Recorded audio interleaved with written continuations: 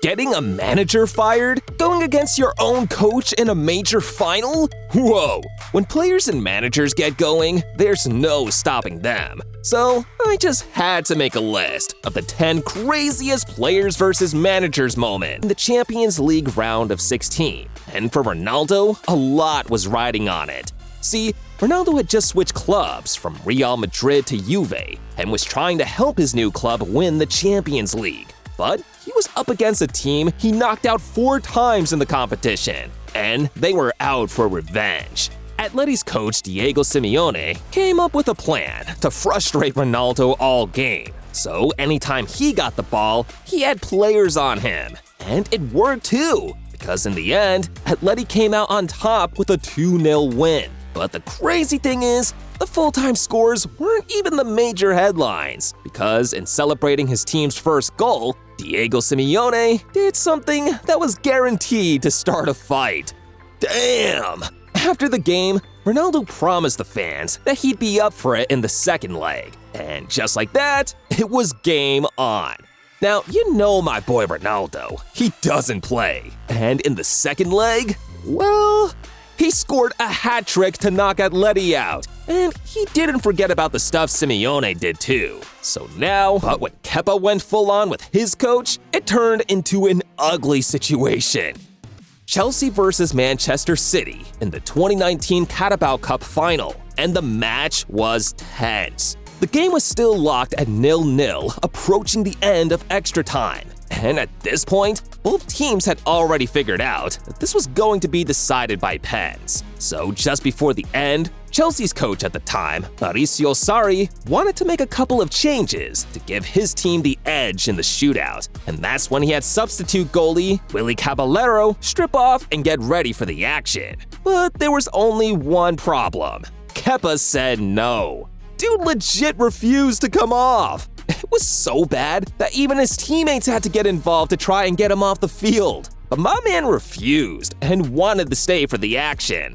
In the end, Sarri had to give in to Kepa. But looking at his face again, it was clear he wasn't happy about it. Chelsea lost the shootout, and Kepa was banned for 2 games by his coach. Safe to say, he learned his lesson and won't be trying that again. Wish I could say the same about Mario Balotelli, man, because when he got in trouble with his coach, it didn't end well. At the start of the 2011-12 season, Manchester City were on a preseason tour in the United States to try and sharpen their game before the season kicked off properly. As a result, they were scheduled to have a couple of preseason friendlies against teams in the region, and this one time, they played LA Galaxy. Coach Roberto Mancini wanted a few of his players, like Mario Balotelli, to get some first-team action, so he started him. But minutes later, Mancini realized he made a big mistake, because what Mario Balotelli did was about to start a fight. At this point, it was clear Balotelli wasn't even interested in the match and just wanted to piss his manager off. And on his part, Mancini's a pretty tough guy. And when it came to it, it was this close to getting out of control. But lucky for them, Papal stepped in, so they had to break it up. But you see guys, it was far from over here, because 8 years later, Balotelli was about to go berserk again, all thanks to this incident. Balotelli was now playing for Adana Demirspor in the Turkish Super League when his team faced Beşiktaş. For Balotelli, this was more than just a match, because unknown to everyone watching at the time, he and the Beşiktaş manager had history. So right after scoring a golazo, he decided to unleash the chaos, and it was showtime. See guys, the reason Balotelli celebrated like that was because the Beşiktaş coach, Sergen Yalçın, used to work as a pundit years back. And when Balotelli pulled off his infamous back heel in the match against LA Galaxy, he tore into Mario and accused him of having no brains. And as revenge, Balotelli celebrated like this. Damn, imagine waiting 8 years to get payback on a coach. Crazy, because Messi only needed 15 minutes. Messi was still at Barca when they faced Mallorca in a league match, and with the game at 2-1, Messi was near the touchline when he got fouled pretty bad. And while he was complaining to the ref about how the tackle was, Mallorca's coach, Vicente Moreno, didn't think it was all that, and accused Messi of diving. Messi became so mad that he made Moreno a promise to whip his team in the second half. And it's Messi. He doesn't play when he gets angry, and Moreno's boys were about to find out firsthand. Dude dropped a hat trick on Mallorca.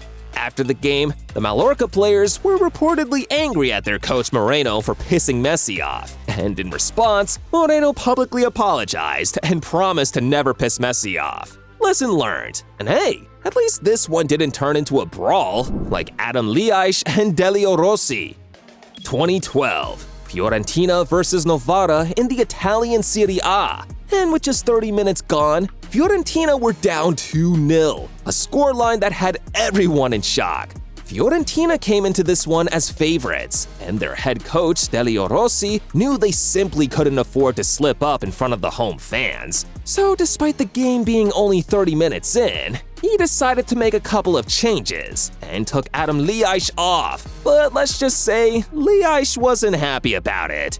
Turned into a full-on fight. The cameras caught Rossi punching Liaish in the face, and he was fired by the team straight away. Rossi lost his cool and got fired immediately. Man should be taking lessons from Jose Mourinho. The dude never loses it, even when players try to piss him off. Back in 2010, Jose Mourinho was the manager of Inter Milan when they faced Barcelona in the Champions League semifinals, and the game was huge. See, Inter had won the first leg 3-1, but with away goals still being a thing, they knew they couldn't afford any slip-ups against Barca, because all Barca needed was 2 goals and they'd knock them out. Mourinho came into this one with a game plan, but it was about to get even harder minutes into the match, because Inter got a red card and were down to 10 men. Still, they managed to hang on, conceded just 1 goal, and as soon as the ref hit the final whistle to confirm Inter's progress to the final, Mourinho was down to celebrate in front of his ops. He did a full sprint round the no camp at 40, man. Adrenaline rush. But Barca's goalie Victor Valdez didn't see it like that, and thought Mourinho was doing it to provoke the Barca fans. That's why he came charging at him. But Mourinho didn't even flinch. He just wanted to celebrate his win. But that doesn't mean Mourinho can't give it to players when he needs to. I mean, the man legit once chased his own player down the toilet. Spurs versus Chelsea in the Carabao Cup. And with the game going on, Spurs' Eric Dyer needed to go really bad. I mean, number 2 kind of bad. So when the ball went out of play, he headed straight down to the locker room and forgot to tell his coach Mourinho. But Mourinho wasn't prepared to wait for an explanation from Dyer when he got back, so he went with him. Talk about building relationships. Sadio Mané and Jurgen Klopp better start taking notes. Liverpool versus Burnley in 2019. Sadio Mané was about to lose it.